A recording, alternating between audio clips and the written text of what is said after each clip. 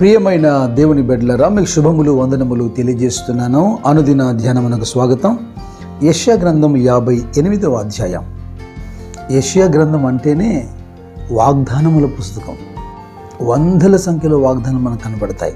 ఈ అధ్యాయంలో మనకు బాగా పరిచయమైన మాట 11వ వాక్యం. ఎక్కువగా క్యాలెండర్స్ పైన, అలాగే నూతన సంవత్సర వాగ్దానాల్లో, వ్యక్తిగత వాగ్దానాల్లో ఈ మాట మనకు పదే పదే కనబడుతుంది.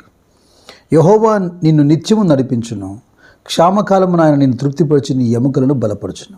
నీవు నీరు కట్టిన తోటవలెను, ఎప్పుడునూ ఉబ్బుకుచుండు నీటి ఊట వలె ఉండెదవు. మీరు ఈ పాఠం వెనకముందు టైటిల్ చూసుంటారు కదా. టైటిల్లో వాగ్దానం ఎందుకు నెరవేర్చబడలేదు అని రాశాను.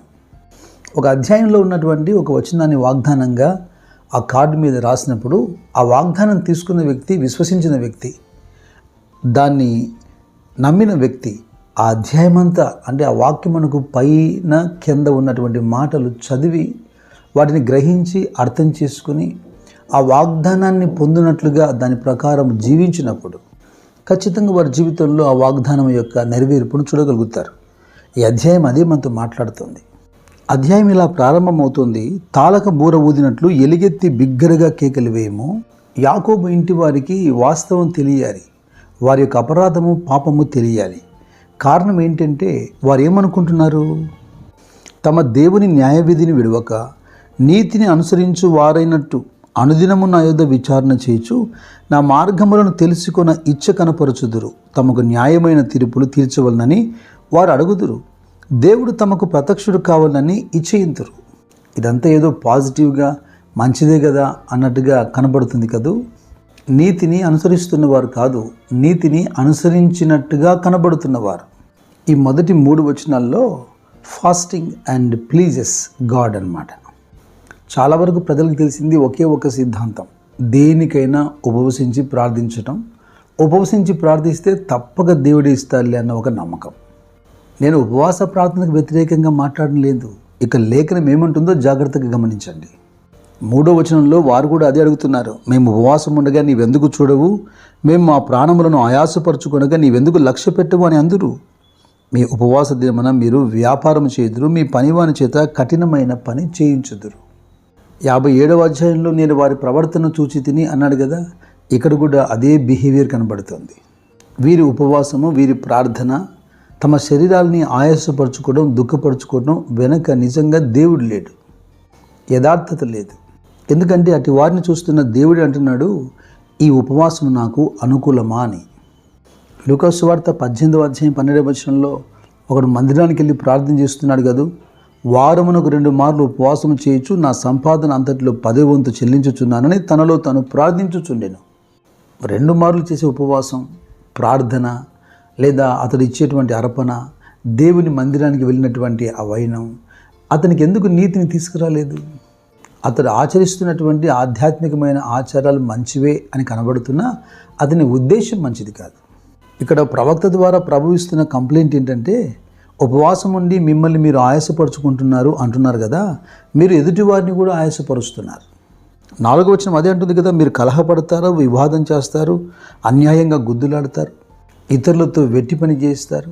ఉపవాసం అనేది కడుపు ఖాళీగా ఉంచుకోవడం కాదు, ఇది ఆచారం కాదు. దేవునికి సమీపంగా ఉండటం, ఆయన చెప్పినటువంటి క్రియలకు సమీపంగా ఉండటం. చేయదగిన ఉపవాసాన్ని దేవుడే వివరిస్తున్నాడు, వినండి. దుర్మార్గులు కట్టిన కట్టను విప్పుటయు, కాడిమాని మోకులు తీయుటయు, బాధింపబడిన వారిని విడిపించుటయు, ప్రతి కాడిని విరగొట్టుటయు నేను ఏర్పరచుకున్న ఉపవాసం కాదా? నీ ఆహారం ఆకలిగొన్న వారికి పెట్టుటయు, నీ రక్త సంబంధికి ముఖము తప్పింపకుండుటయు, దిక్కుమాలిన బీదల్ని ఇంట చేర్చుకున్నటయు, వస్త్రహీనుడు నీ కనబడినప్పుడు వానికి వస్త్రములు ఇచ్చుటయు. ఇదే కదా నాకు ఇష్టమైన ఉపవాసం. ఇవన్నీ చేస్తూ ఆహారం సంబంధించిన ఉపవాసం చేయకూడదని కాదు దాని అర్థం. లేదా వీటిలో ఏది చేయకుండా కడుపు మాత్రమే మార్చుకోవడం అనేది ఉపవాసం కాదని కూడా గ్రహించాలి. మత్తయి సువార్త 25వ అధ్యాయము 5వ వచనంలో, నేను ఆకలి కొంటిని, మీరు నాకు భోజనం పెట్టితిరి, దప్పికొంటిని, నాకు దాహం ఇచ్చితిరి, పరదేశినై ఉంటి నన్ను చేర్చుకొంటిరి, దిగంబరినై ఉంటిని, నాకు బట్టలిచ్చితిరి, రోగినై ఉంటిని, నన్ను చూడవచ్చితిరి, చెరసాల్లో ఉంటిని, నా ఎద్దుకు వచ్చితిరని చెప్పును. అప్పుడు వారందరూ, ప్రభువా, ఎప్పుడు నువ్వు ఆకలితో ఉన్నావు? ఎప్పుడు నువ్వు చెరసాల్లో ఉన్నావు? ఎప్పుడు మేము నీకు సహాయం చేసాము అని ఆశ్చర్యపోతూ అడుగుతున్నారు. అల్పులైనటువంటి ఈ సహోదరులు మీరు ఒకరికి చేసిదిరు గనక మీరు నాకు చేసినట్లే అంటున్నాడు. మరి ప్రభు తప్పుపడుతున్నటువంటి యెషయా గ్రంథం 50వ అధ్యాయంలో 2-3 వచనాల్లో ఉపవాసం ఏంటి? యాకోబు పత్రికలకు రండి, 2వ అధ్యాయం చూడండి, 14-16 వచనాల్లో రాయబడిన మాటలు. సహోదరులారా, క్రియలు లేనప్పుడు ఎవడైనా తనకు విశ్వాసం కలదని చెప్పిన యెడల ఏంటి ప్రయోజనం? అట్టి విశ్వాసము అతన్ని రక్షింపగలుగుతుందా?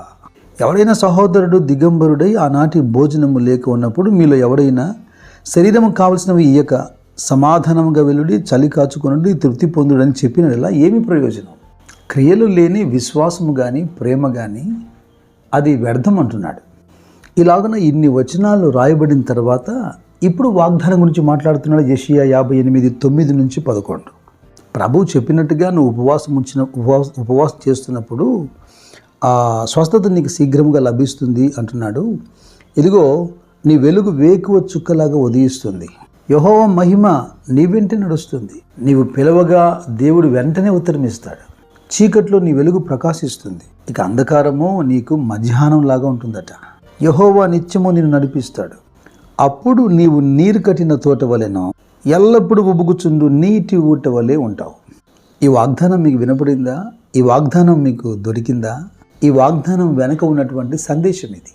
పాడైపోయిన స్థలాలు కట్టాలన్నా, అనేక తరముల క్రిందట పాడైన పునాదులు మరలా వేయాలన్నా, విరగబడిన దాన్ని బాగు చేయాలన్నా, దేశంలో నివసించినట్లుగా త్రోవలు సిద్ధపరచువాడుగా ఉండాలన్నా, అలాంటి పేరు నీకు పెట్టబడాలన్నా, దేవుని వాగ్దానాలు స్వతంత్రించుకొనక మునుపు ఏం చేస్తే ఈ వాగ్దానం నీ వశమవుతుందో చెప్పాడే, దానిపైన మనసు ఉండాలి. అందుకే నేను ఎప్పుడూ మాట చెబుతాను, ప్రజలు రూట్ మీద మనసుంచరు, కేవలం ఫ్రూట్ మీద మనసుంచుతారు అని. ఎలాగ ఫలములు వస్తాయి? వేరుపారి స్థిరపరచబడితే కదా, ఆ మూలాన్ని కాపాడుకుంటే కదా. మీరు యెహోవా యందు ఆనందించినట్లుగా దేశం యొక్క ఉన్నత స్థలముల మీద ఆయన మిమ్మల్ని ఎక్కించినట్లుగా యెహోవా సెలవిస్తున్న వాక్కు మీ పట్ల నెరవేర్చబడును గాక. దేవునికి అనుకూలమైన క్రియలను కొనసాగిస్తూ వాగ్దానమును స్వతంత్రించుకుందురు గాక. God bless you. God bless you.